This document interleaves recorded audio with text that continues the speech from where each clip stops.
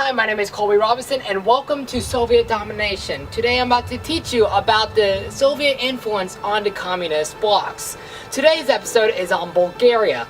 Today I actually got to talk to one of my friend's moms, Miss Desi. So let's see what she has to say about her experience living in the Bulgarian communist bloc. So what was the first time you remember hearing about the conflict between the Soviet Union and the United States? Tell me about it. Well, I've known my entire life because I was born in 1972, which was right in the heart, if you will, of communism in Bulgaria, which was part of the communist bloc but not part of the Soviet Union. So my entire life I grew up knowing about it. So from childhood, pretty much, you just grew up. All right. So what does the term Cold War mean to you? What do you remember seeing or reading in the news about the Cold War and the Soviet Union? Well, like I said, I lived during the Cold War, so it's not just hearing from the news or just experienced it firsthand my entire life.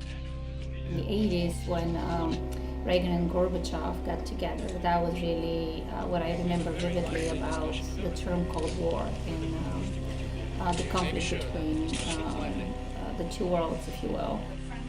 You know, I can tell you just quickly what it meant being in the, living on the other side of the curtain and, basic freedoms we didn't have and we didn't enjoy, like we couldn't travel, for example. I mean, that's to me one of the basic things, right? To want to decide where you want to vacation, for example. Freedom of speech, that was non-existent. Everything was censored. Everybody had to be very careful what they say. Like my family was never part of the Communist Party. Actually, my grandfather was on both sides, but especially my mom's side. He had a lot of land and properties before communism, and everything was taken away from him. It was called nationalization, in the 50s. Obviously, in my family, behind closed doors, a lot of things anti-communist were said, but you could never say it openly. You can't ever protest. You can, without risking your life or being sent to an exile. My uncle was in one of those political camps, and he was first sentenced to death, and then they reduced it to life in prison, and then he actually served 13 years in prison, only because my grandfather, who was his brother, did everything possible to bribe the people and the people that there was not really court or judges. I don't know how exactly it worked, but however they sentenced him, my grandfather found a way to just pay money and just figure out a way to help his brother, so that's how they reduced it from death to life sentence and then 13 years in political camp, which was horrible. Yeah, so how would you best describe the difference between the Soviet government and the American government? Like, what's the best way to summarize it in maybe one word? Oh my God, it's not even. Those guys were governing for themselves. The propaganda was equality, but what they did was making people equally poor, while they made the countries work for them. Whereas here, I want to believe that it's the government for the people. People elect the government, and the government serves the people. Now they made the whole.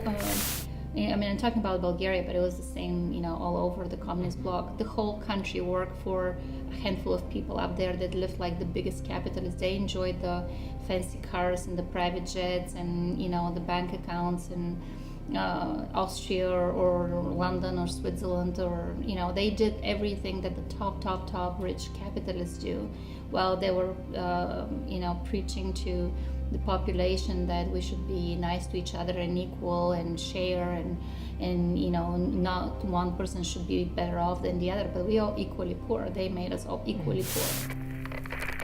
What was your childhood like? Yeah, well, I was very fortunate. My childhood was not a typical childhood in a kid in a communist country. My family came from both sides, and my mom and my dad came from educated, highly educated, successful, smart, non-communist families that everything's taken away from them. So I was never like my family was never brainwashed by the communists. But in school, everything was, oh my God, everything was propaganda. Everything was how horrible capitalism is, how they exploit poor people, and how America is. They didn't really. In my schools, I remember them singling out just America, but just the Western world in general, Western Europe and the United States. So, what lessons should students take away from the Cold War? Well, definitely, I would say the number one lesson is, just really enjoy and appreciate the democracy that you have here, or that we have. It was my choice to come and live in the United States, and I enjoy it now too, and I can see the difference between the two worlds. What we have here is just a tremendous freedom of everything, and a lot of countries in the world still don't have it.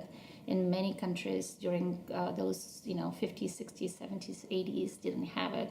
So just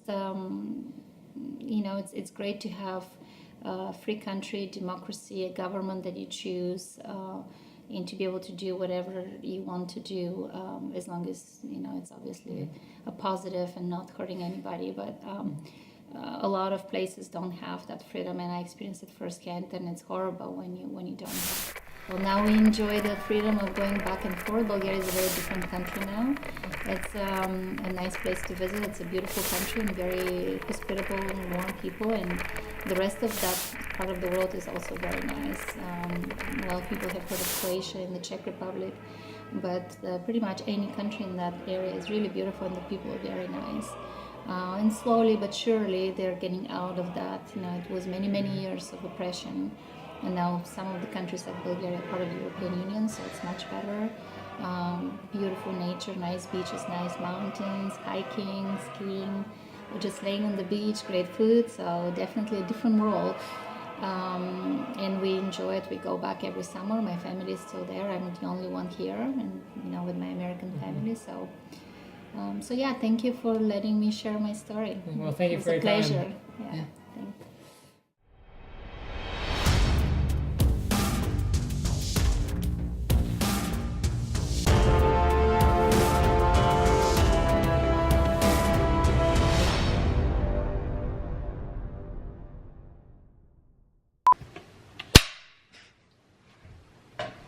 That's a toy in this case. All right.